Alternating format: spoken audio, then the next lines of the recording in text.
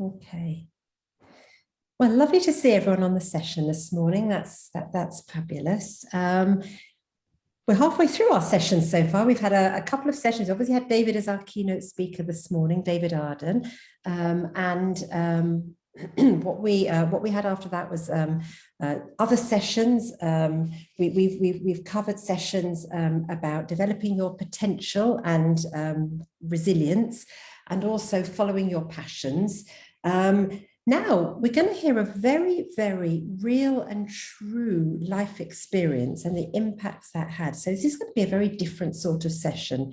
And it's going to be handled very much in the context of fireside chat, as it were, between myself, and I'll introduce me in a second, and Neil Taub. For those of you who don't know me, my name is Emma May.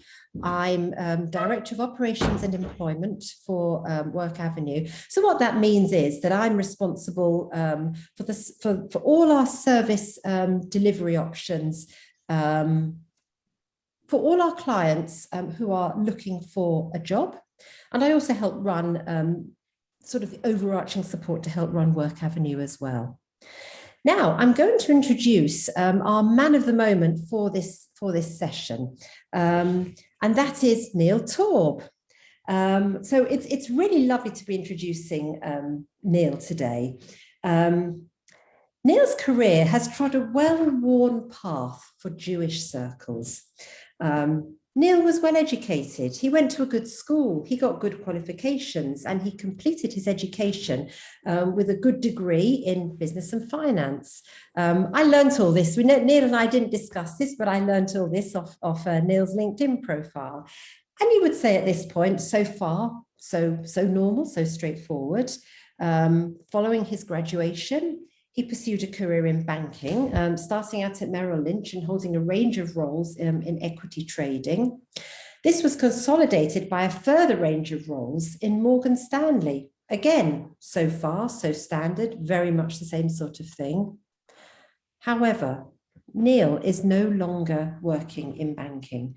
A career that had sort of held so much stead for him for such a large part of his life suddenly was no longer a viable option. So when you worked in banking for over 20 years, and through that time, you've watched the industry change beyond all recognition, how do you start to think about what you're going to do next? How do you start to think about how you're going to earn your living? So this is what we're going to be talking about for the next, well, just under an hour. Neil is going to be discussing just that. He's going to be very, very happy to take questions. So do pop them in the chat, and my colleagues and I will fill those questions for you. And I would basically say we're going to get going now with some questions, which I'm going to be hosting. I have no idea the full direction that our conversation is going to go in, Neil, but I think we're going to start at the beginning and just see where we get to, if that's okay. No problem at all. So welcome, Neil, and thank you, first of all, for giving up your time to join us this morning. It's a real pleasure. Neil and I have been talking for some time. It's the first time we've actually seen each other like this, so it's really nice, and it's a shame, obviously, it's virtual, but it's very, very nice to actually sort of see your face as well. Talk us all through the early part of your career, how you got going, and your thoughts at that stage of the early part of your career. Well, first of all, thank you for having me this morning. It's an absolute pleasure to be here.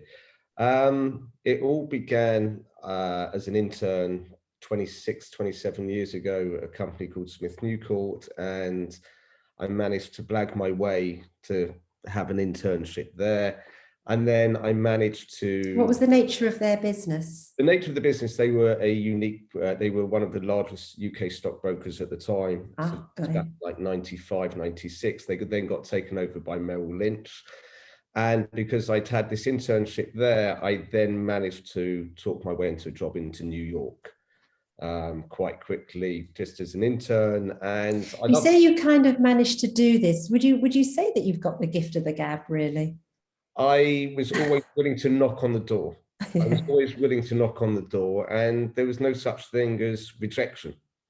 There was, if it happens, we'll see what happens. You'll take it to the next stage as to where you are in your career. And I was 20 years old, I had a really good internship in London. And then because of university, I needed to work for 6 months, and I managed to convince the head of trading that it'd be worth their while to send me there for 6 months. So I was there for 6 months, and then I finished the graduate program, and I had an amazing time in New York. And then I came back to finish my studies. And when I finished my studies, I then went back to New York to work for just under 2 years on Wall Street, and it was the most amazing time. So what period, when are we talking about? Late 90s? The late 90s, early 2000s.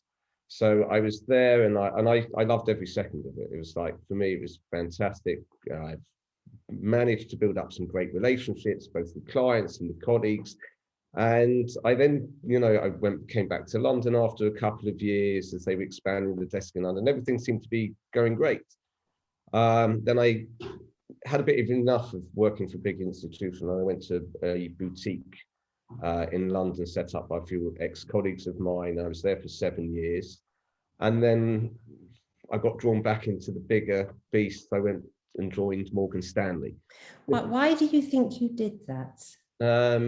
Having moved out, a lot of people, when they move from a large organization to a small one, say to themselves, oh, I'm never going back to a large organization again. I like it so much more in the niche environment.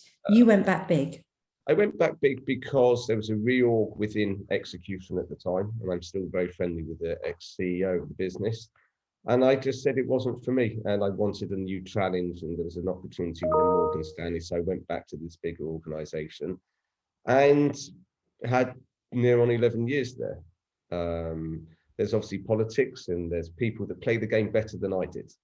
I was a grafter. I got up every day for 25 years at 4:45, and I loved that. And I obviously didn't see my kids a lot, so that was the big regret. And I realised that now, having been put in a different position. But I really loved what I did. So I loved that every day started at zero. So before we leave the banking world, I mean, what is it? If you can try and encapsulate what you loved about the banking world, how would you describe that? I would say that every day you had to fight again. So there was competition between us and our competitors, and trying to give value for my clients. I built up an amazing reputation and client list that was transferable from one to the other. And I loved the interaction. I loved old school broking. I loved picking up the phone and figuring out what they were looking for, and trying to figure out the other side. Can I find you the liquidity in what you were looking to do? And we had some good days where we made money. We had some bad days where we lost money. But every day we came back, every day started at zero. I was never one that if I had a good day by 10 o'clock in the morning, I'd go for lunch for 3 hours. I worked diligently for 12, 14 hours a day, and then I saw clients in the evening. And I loved every part of it. But as if I was to, if I was to say to you, what you clearly, you were absolutely, at the time, you were in your groove, you were really performing, you were having fun. It seems to be on a crest of a wave. Was there anything you didn't really like about the banking world? I didn't like the politics. I saw my colleagues, and when you go to a new organization, go to Morgan Stanley, you see some colleagues are playing a political game. And they're not working hard, and they're not working harder than the rest. And me and a couple of my colleagues, we worked hard. We did what we could do every day. And then I just got bored of it. I think towards the end, and although they called time on me, and I think it's a question of golden handcuffs. You're there, you've got a good life, you've got a good salary, you've got a bonus. But there were things that were missing in that. And I think, did I have the guts to move out and just say, I'm going to jack it in 18 months before I did? The answer would be no. And I speak to friends now that are in a similar position. And I just said, you'll ride the crest of the wave until it's over, and then you'll figure out what you're going to do. And I think that's very true. I think what I observe, certainly in a lot of work actually in life, in most of us, is that if we're doing something, it's a lot more straightforward to stick with what we're doing if we can. Even if we have hesitancies or doubts, it's a lot harder to pick ourselves up and take ourselves off the treadmill we're on, unless we're forced off that treadmill for whatever reason. Even if we have an inkling that perhaps we're not totally happy or whatever, We still stick with it because frankly, it's there. And in your case, it was paying you very well. It was paying me well, and I didn't have another plan at the time. And I look at some friends that decided 18 months before they decided to leave that they had a different plan. They had something that they were looking to do. And I never got my head around that. You've got to be prepared for something else. There has to be something else, because at some point it's going to stop. And I looked around at my competition. I looked at my internally, and I said, I say this with respect, I was better than them. Not because I really try to add value every day. And I see a lot of people within certain organizations, they shuffle papers and they think they're better than anybody else. And it's a question of, do I really want to be working with these guys forever? And the answer was no. In my heart, no. And my wife would say I was unhappy. Yeah. But in your heart, no. But in your head, you were carrying on. Because I had to. Because you had to. Because that was your work. Have something else. I hadn't had a plan or put a plan into, set up a plan to figure out how am I going to get out of this. I understand. If I'm there, I had the golden handcuffs, and therefore I have to stay in the game, and to stay in the game as long as possible. And that probably brings us to what did happen to your banking career. What happened? I got a call from my boss. He said, "Neil, let's have a chat." And was that expected or was that unexpected when it happened? That was unexpected for me. I would say that was unexpected for me. Yeah. But then again, and it's in the press now, and I think about it 3 years after the event, I don't tick certain boxes anymore. What are the boxes that you don't think you tick? I think as a white male who's 48 in a banking world, your time is numbered. That's just where it is. And even Aberdeen Asset Management said this week in the paper that they're having to diversify. And when it happened, I was, okay, now what? And then, well, you must have had a shock at the time that this happened. You hadn't been expecting it. However much we know that these things are possible, when it happens. It was a shock. And I think I came home and I opened the door. My wife's a dentist, and I opened the door to my wife when she finished on the Friday. And she said, "What are you doing home?" And I said, "We need to have a conversation." And without my wife throughout all of this, none of this would have been possible, what I'm about to do. And the support from my wife, the support from your family is really critical at this point, because sorry, continue. I hadn't done anything wrong. I was just a number that was no longer going to be able to do it. And then my wife said to me, "What are we going to do? Or what are you going to do?" And I said, "I'll be okay. I can go back into it." Were those, is that what you thought, that your next role would be a banking role? I thought at the time that I worked for Morgan Stanley, which is a premier firm, and I can go and work for a different firm. You've got the skill set, you've got the client contacts, you've got all of this. And so I got made redundant in 2019.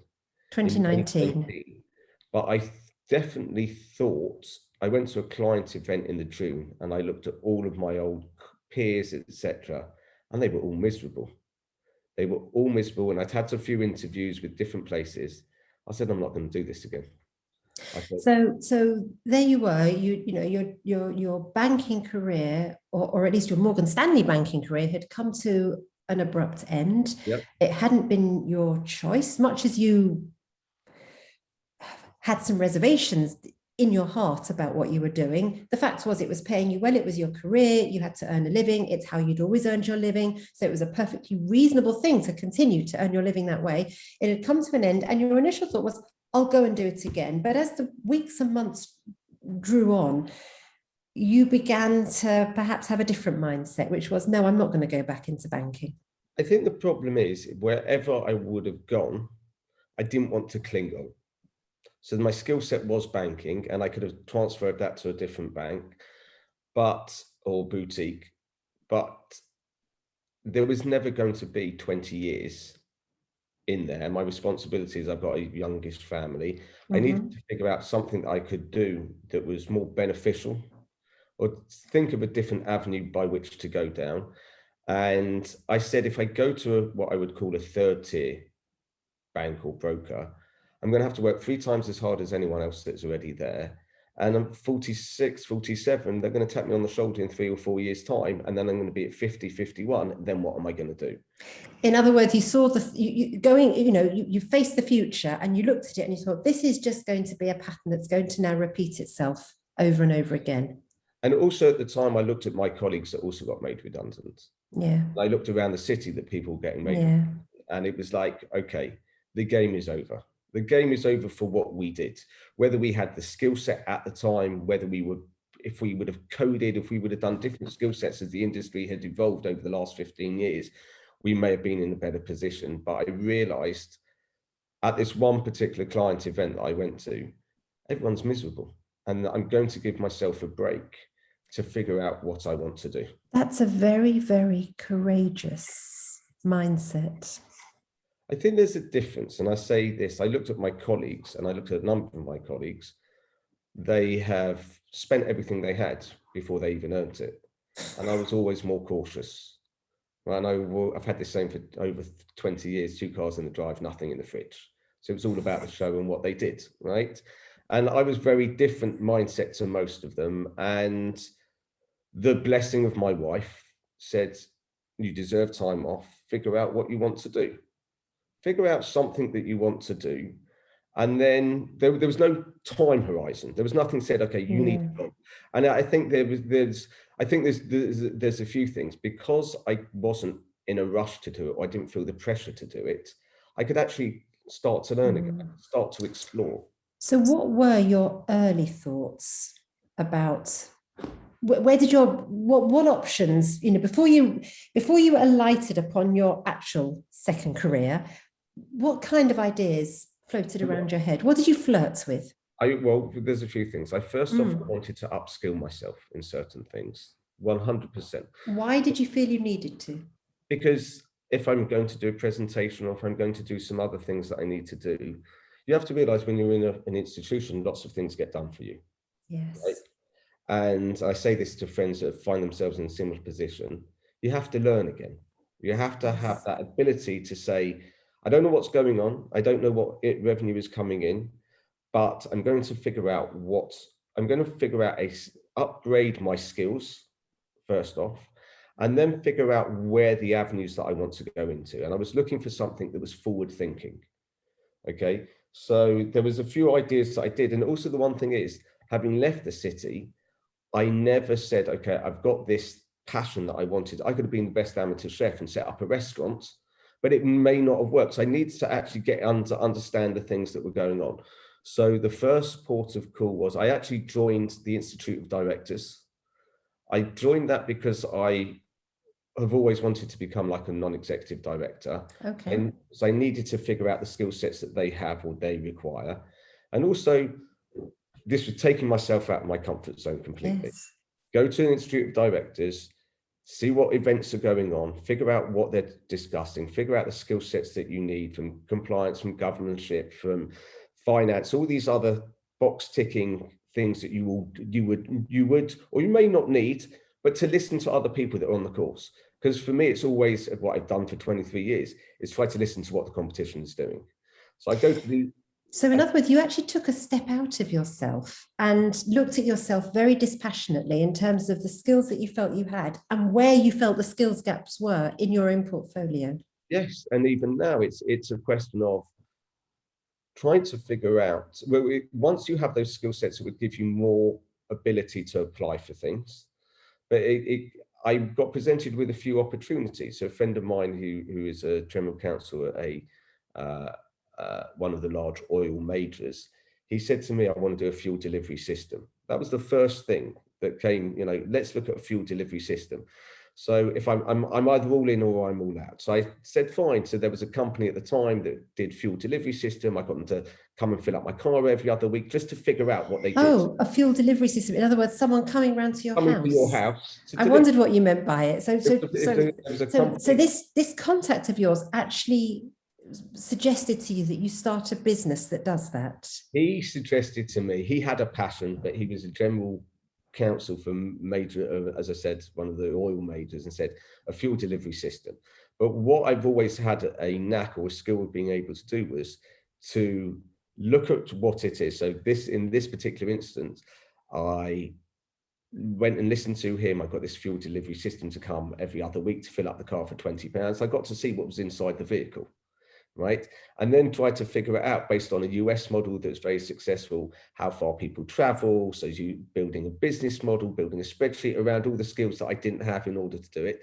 And then Extinction Rebellion came along. When I came back from Paris from meeting my friend, I said, the game's over. It's not going to work. People are not going to want, and for different reasons. But it gave me that interest to put presentations together. It gave me an interest in something I didn't fully understand, but I could see the writing was on the wall that whatever you were trying to do may or may not do anything. And I drove around business parks. What was very interesting, sorry to interrupt you, but just to sort of, observe what's happening to you at this point, you're actually starting to think entrepreneurially.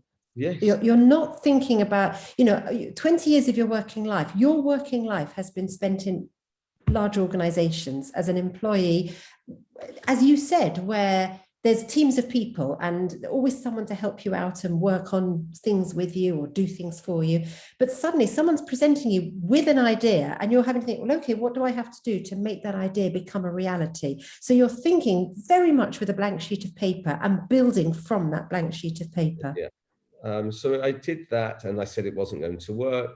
And then, but I went to, if there was an event at the NEC, I'd get a ticket up on the train, I'd apply for a ticket, I'd go around.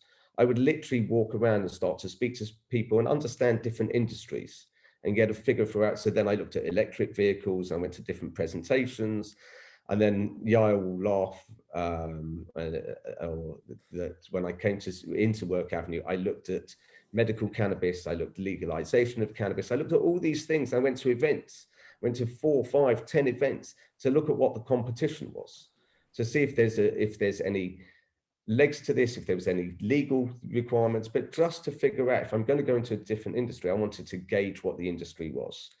And then for whatever reason, I didn't have my heart set on any of these, but every time I was trying to improve, every day try and learn something. So during this period where you were out of business, the banking world had gone and you were dipping your toe in this, dipping your toe in that, going to just looking around, it must have been quite unsettling for you. It was a lonely journey. Yeah. A lonely journey. I think there's a few things here. And first off, I didn't want to be around people. Yeah. I hated going to school because with all the respect in the world to everyone, people come up to you and say, how are you? I'm not that great. That's the honest truth. I didn't want to go to Simplers because I just wasn't in the mood. I knew that window that I'd given myself was getting narrower and narrower. Yeah, the clock was ticking. And the clock is ticking. You have to do something. You can, whatever mood swings you're in, it's at home, they can see it. You put this persona when you go outside that everything is great and it's not. And figuring out that I just need to try and find something that was impactful and scalable as opposed to just doing what I wanted to do or figuring something out. And when COVID started, just before, there had to be, something was about to happen that you couldn't just sit back and wait for the phone to ring. You had to still be on to what it was. So I'd had this, for whatever reason, things started I started to look at the very beginning of 2020, what's happening on COVID, and just started to figure there must be something that's going to gravitate and just start to figure things out. So, but there was the lonely journey, which was the hardest bit. I'm sure. I think that there was also a rebase because for whatever reason, I actually, in hindsight, I had an insurance policy that enabled for me to get some relief, some income. And the rebase of that all is you have to go and sign on. Right. And there is nowhere to hide. You are no different from anybody else in that situation. And it's very humbling. It's very humbling to say, I'm taking that step in, that you have to do these things. And it took me a while to actually say, okay, I'm going to make that step. And figuring, and I have an amazing set of friends and I have an amazing family, but you still felt lonely. With all the will in the world, there was nothing that you could do, or you're constantly trying to do something You weren't necessarily getting anywhere. And again, no pressure from my wife, none from my kids, none from my parents, my in-laws. It was like, things aren't working. And I remember a friend of mine, a very good friend, said to me, he took time out of his day for me on occasions. And he said to me, find something that's scalable and impactful. Really think outside the box and think that's something that you can do that's going to be a bit of payback for what you're trying to do. So yeah, that's how it was up until COVID. And did you feel at the time, in this, you've described so eloquently how you were feeling, and kind of I don't want to sort of make it a touchy-feely session particularly, but the loneliness. And did you feel that, although that you had tremendous support networks, did you feel there was anyone around you who could empathize with you? In other words, did you feel that you were alone on this search, or did you have any other friends or colleagues in the same position at the same time, that at least you felt that your journey wasn't a singular one? I think it is anyone that finds themselves in this situation, you gravitate towards them. So I had a friend who was unemployed previously, so I was able to speak to them and share his emotions, share my emotions. And I will say this, what I think one of the biggest things that I didn't do, because my connection with Work Avenue is, I didn't make the most of Work Avenue. Not that I thought that I'm going to try and figure this out on my own. Yeah. And I think with hindsight, things would have been easier. But making the step to go and ask for help in anything that you do is a big leap, that I need someone to help me. And I just, there was this amazing journey to start to learn, but there was this hesitancy to say, okay, right now I need some help. And different things. And it's that journey, it's that lying awake at night. What are your responsibilities? Where's the money coming from? All of these things. And you think, we're going to figure something out. Yeah, I hear you. It's very sobering. And I think you're right. In these sessions, we do naturally cleave towards people who we feel are experiencing the same things at the same time as us, if we can. I learned a lot about my group of friends. Interesting. Those were and I know every single minute of it, those that really made an effort. And I understand everyone's got their own things, you don't know what's going on with other people. There must be half a dozen people that genuinely took time out to see how you're doing, run an idea via me, I've got a different skill set. And that was reassuring. But you're knowing every day that you're going out, you're not entirely sure where it is. And the support network was always there. Being part of a community is what everyone wants. But it is a lonely journey. Yeah, I hear you. So how did the idea for your business start to germinate? What was its humble beginnings, and how did it, what was the sort of the starting point for it? The starting point was, as I said, I was looking at cannabis investments and all of this, and then suddenly I got shown a lot of investments very quickly, and I knew that wasn't Why right. did you not pursue the cannabis route? I mean, many would say that's a growth business at the moment. Well, it is a growth business, but the difference was I looked at the participants and I didn't trust a lot of the participants. If I was going to go into an industry, I needed to understand what the industry was about. I understood when COVID came along that this particular industry, however beneficial it may or may not be, certainly from the medical side, because of regulation and everything else, everything was going to be pushed back by a couple of years. And therefore, I couldn't wait a couple of years to get a seat at the table. And I didn't want to wait a couple of years to get a seat at the table. I'd looked at electric vehicles. I didn't want to be a car salesman, right? And understanding the infrastructure around it, where there's a lack of infrastructure, all of these things moved against me. So I was lying in bed on the 13th of November, 2020. And the 13th of November, a year ago, just about. 13th of March, 2020. 13th of March 2020, just as COVID was about to start. And I sent a message to my now partner over LinkedIn. So he's a member of our community, but his kids are that much younger, and never really spoken to him.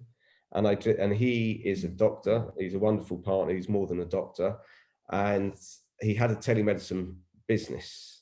And so at the beginning of COVID, I was looking what was going on, January, What's February. What's a telemedicine? So it's remote medicine for doctors. So there was a platform that he had established, And I knew about it, but I just wanted to figure out if there was anything else. So I said to him, I sent him a message on LinkedIn at 9:30 and I said, listen, Kenny, I've got some time on my hands. I've left the city.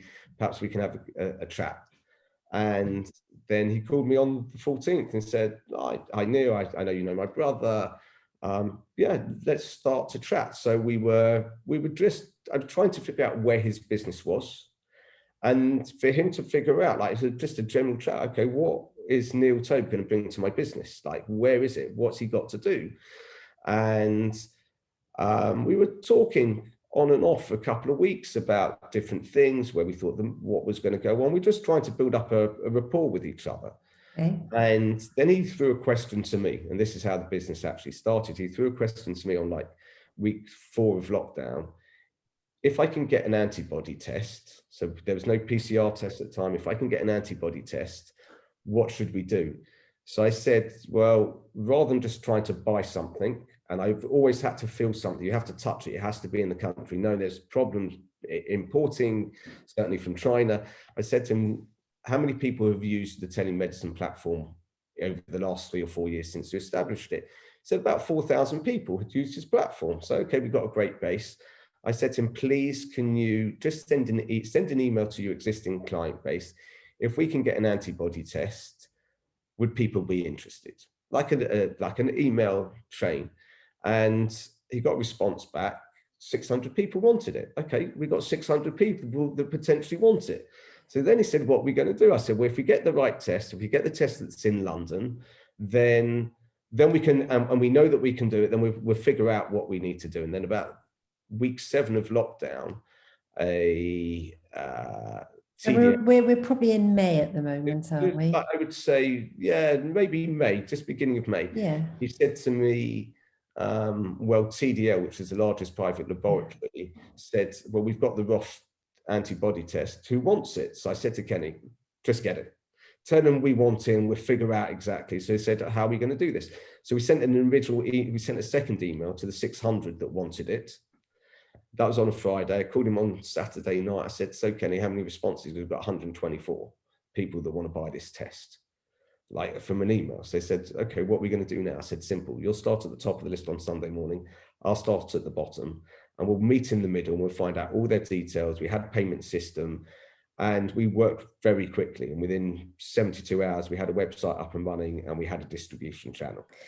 So so your business is formed almost on the back foot. It was on the back foot. There was no game plan, but we realised we were getting. At this point, I would issue a cautionary note to everyone on the call: say, don't try this at home. When you start a business, you should have a game plan. Okay, no, there's a difference. We were not, I know, I am teasing. We were not trying from the outset, because we had a telemedicine platform, because COVID was going to be here for longer. We needed to find a solution for what people wanted, and we were once we'd sold the first couple of 100 kits and people started to know about us, we then got the PCR test, which then people wanted as well.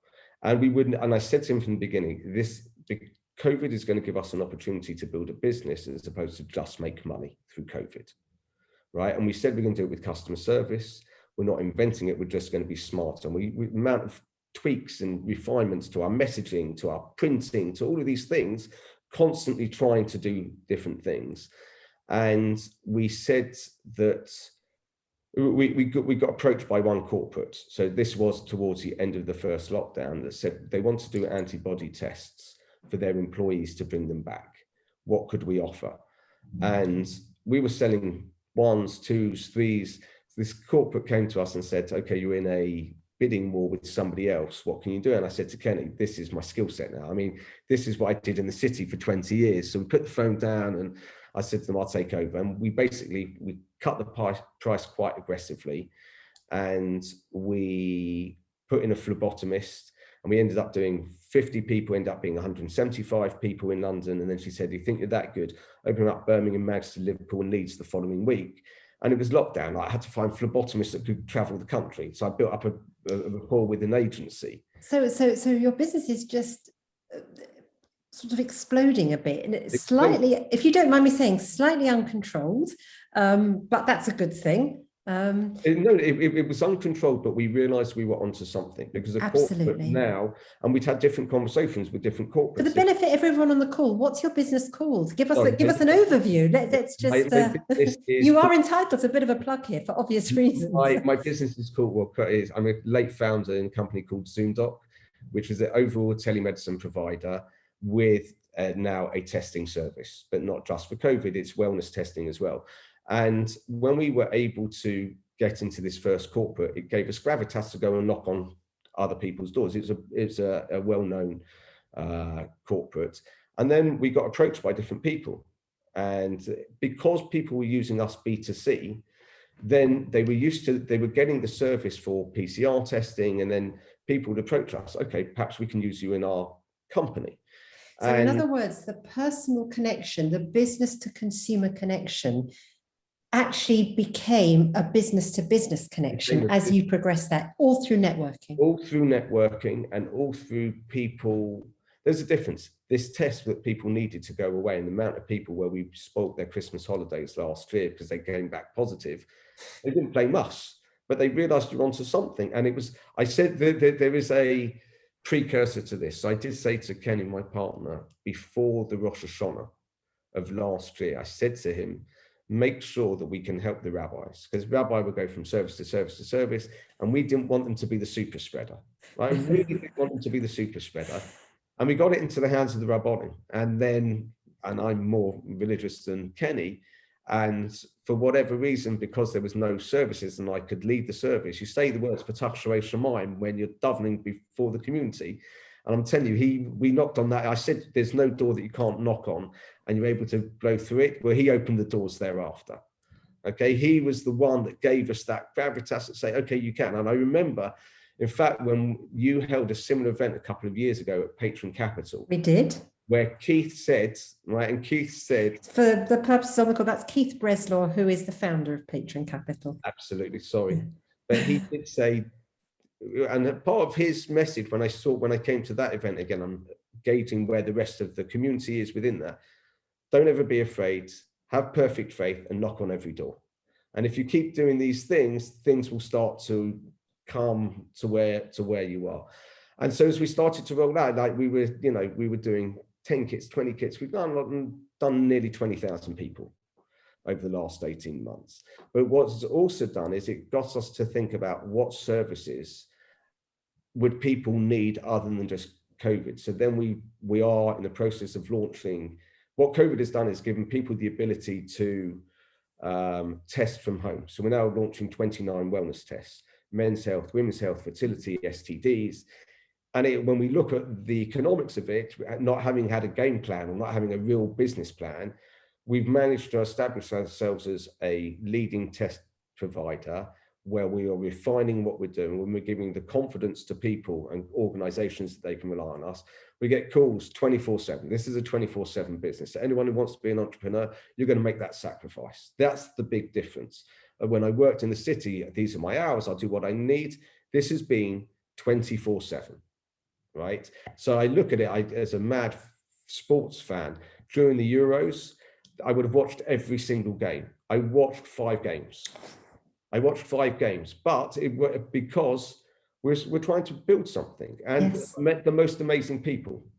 Because one, I was able to learn every day and all the skill sets that you need to have a business, but I was able to, I met some really inspirational people along the journey. People that I'm thinking, wow, these people are doing this and they're reaching out to me, and what we're doing, we're trying to give them reassurance and guidance and help them and advise them and make sure we get turnaround and tests. And I think if you do the little things well and you do them really well and you're consistent about it, things will start to come towards you. And then it was word of mouth. It was people that backed us, not financially in terms of, well, here's the money. They saw the service that we did, and they, it's about repeat customers, and it's what other services, and then got us thinking, okay, we can do this. We should be doing that. And then it just went mad. It went mad because first off, we were working around my dining room table. The greatest thing, one of the greatest things about all of this is that my kids were able to see that there is another thing that you can do. So all the time that I didn't have with them whilst I was in the city, there was actually time now they could say, okay, Dad is onto something right now. Mum starts to believe that he's onto something right now. And then they were involved in the first packing, the first sticking of the stickers. And it just gave like a much better feel around the house of what we were doing. And then it was, now we built it in such a way, I've got teams around, because I convinced my partner we can no longer work in the dining room. It's just not going to work. And at one stage I had 13 kids packing, like, this finished their GCSEs and A-levels, had 13 kids packing like every other day. Excellent. I do like a bit of child labour. It's super. It was good labour. They got paid on time, but they did it. And more importantly, we started to build an ecosystem around what we were doing, because some of these are really talented individuals that are going to university, figuring out what tests are out there, figuring out what people would need, figuring out where the journey is going to be. And when we dug deeper into it, we looked at the competition, looked at the companies. The home testing market now is a $30 billion industry. So now we've got a seat at the table with different companies. You know, gone are the days where I used to argue with a hedge fund trader or a manager about whatever it was. I'm now negotiating with laboratories about scale and what we can do together, and speaking to corporates and the B2C relationships. You could just see it click straight away. Some of them used us because they heard about us. Then they said, you know, the following day we'd get orders from their company because it was the service. What we are doing, and I have to pinch myself every day, is we are selling PCR tests that are either for general testing or because people are ill and need to catch a flight. But there's that reassurance that you know that there's a company, unlike a lot of our peers, we're just trying to cut corners. So there'd be a lot of companies that made a lot more money than we did, but we were trying to set ourselves up that whatever we do, whatever we did, or whatever we plan to going forward would give us the life cycle of that consumer. So if they're using us for a test now, they trust us. What other tests potentially could they do? And therefore it's just opened up a whole can of worms of like, okay, where is this going to go? But it's the enjoyment. It is the enjoyment that I'm gaining up every day. I pray that no one ever has COVID. I'm not one of those that say, I hope people come and use it for COVID. Yeah. You're trusting us. You're trusting what we do. You're going to come back to us for a different test. There's going to be other things that we can deliver. You know, we've got the doctors, we've got the platform. And when you start to tell people the story, at the beginning, people said, okay, like, good luck. Now they come and they all want to hear what has gone on, what drives you. And the driver really is that we've got something that is scalable. We've got something that is relevant. That is something that is going to be proactive in people's health management. And knowing, I have no idea where the actual journey really goes. And we got, you know, you've got different issues. You've got employment issues. You've got to bring the right team on. It's how we scale it. But it has given us a wonderful opportunity and a great chance to explain what we're doing. Investors are knocking at the door now. They're saying, that's fantastic.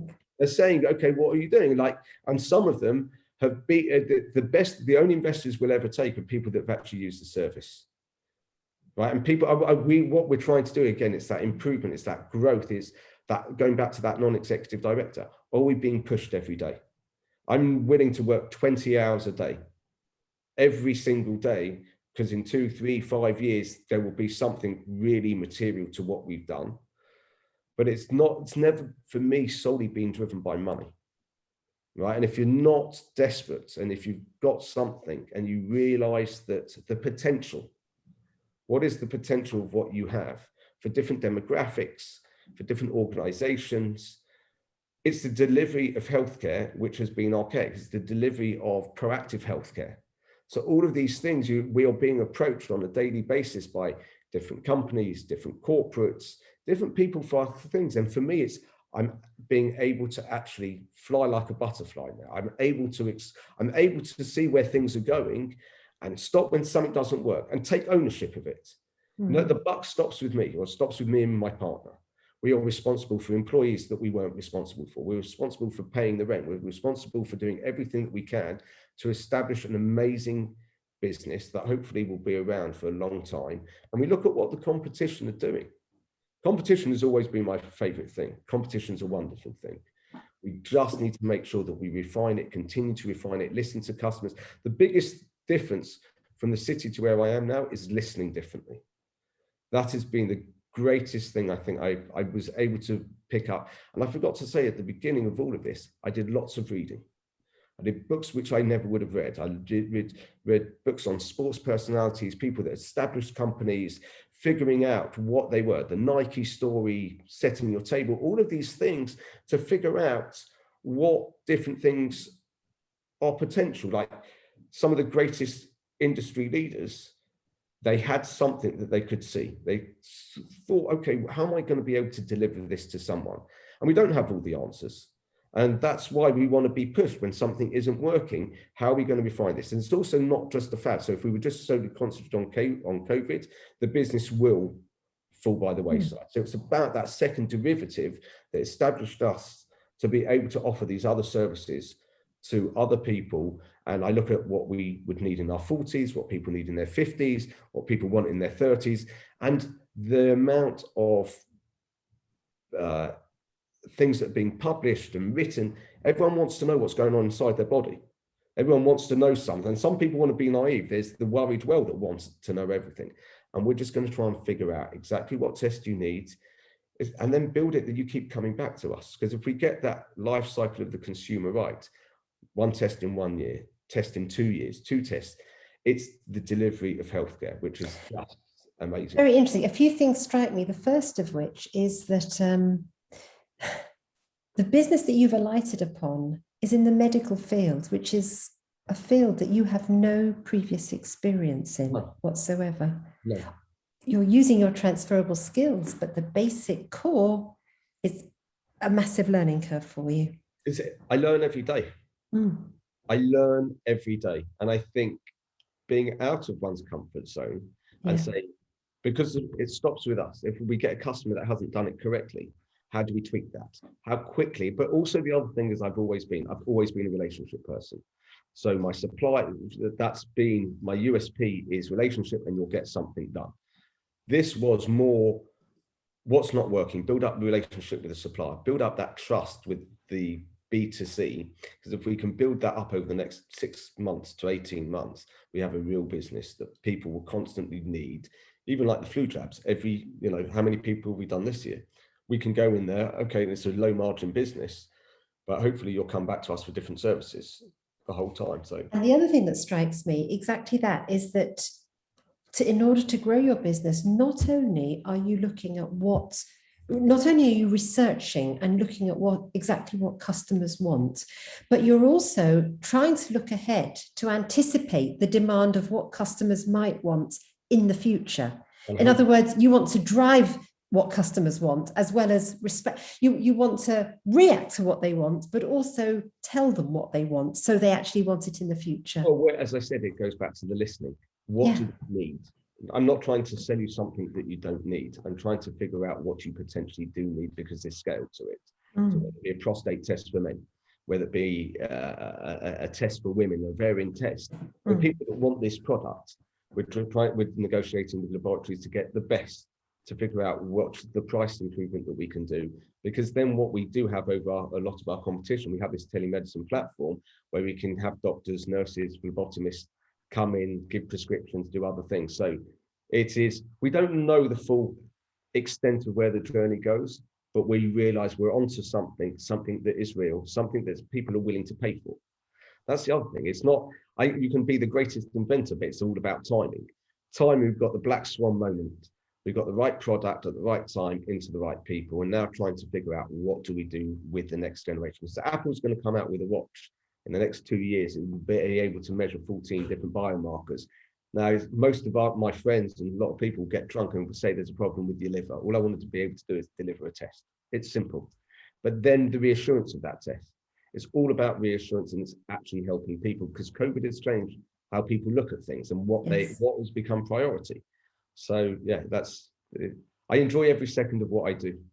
It's quite apparent from the way you speak that you enjoy every second of what you do, actually.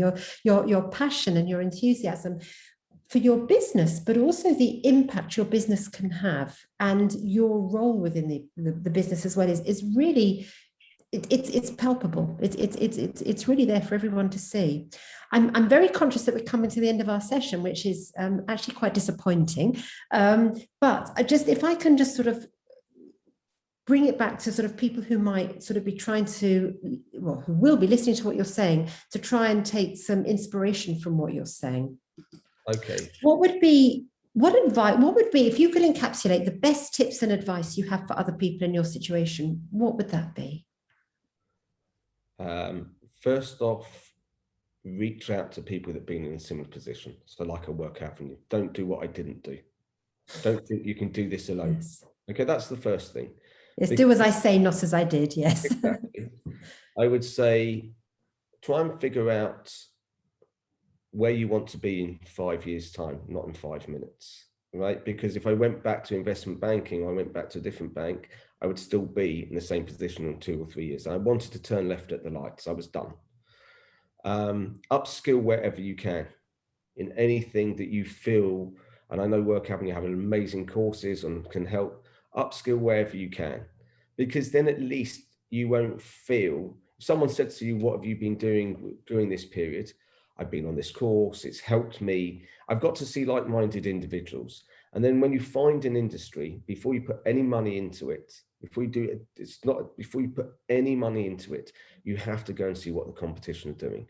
So go and invite yourself, or do a small pay to go to an event. Figure out what the competition is. These are your competitors. They may be your colleagues eventually, whatever it is. Figure out what you really want to do. And then don't cut corners. Never cut corners. And it's a lot easier to say when you've got financial hardships, you've got other things to say, I'm going to do this. Because if you're going to do something completely different, you have to really say, okay, now I'm going to go for this. And going back to what Keith Beslow says, knock on every door. Yeah. If you get rejected, you get rejected, but at least you find out why you're being rejected. Thank you.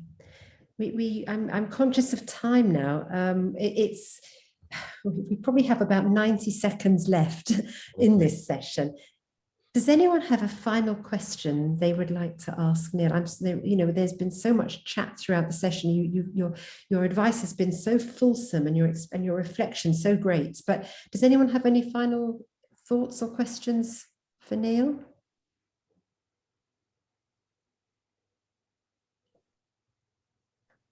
I hope I haven't put everyone off. I was going to say, I think you've stunned everyone into silence, if I'm honest. I don't think there's time. Neil, I would love to catch up with you another time, if that's all right. So no problem at all. So much of interest there that I don't think you can do justice to my question in 30 seconds. So yeah. Excellent. Excellent. Thank you. Thank you very much.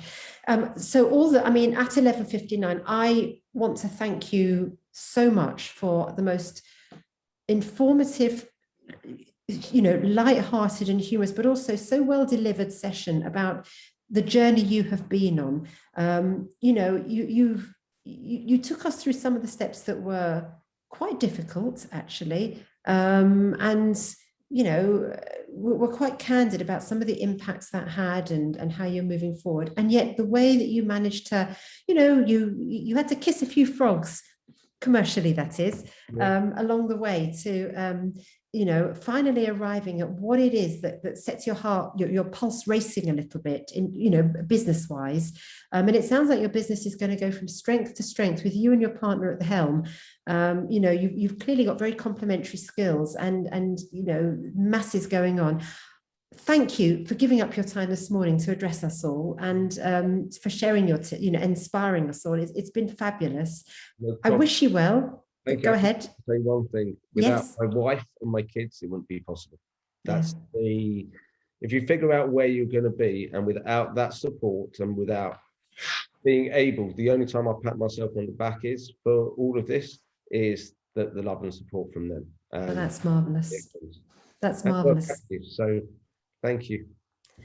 Thank you very, very much. We're now moving on to final couple of sessions. I'm going to stop the recording right now, if I can.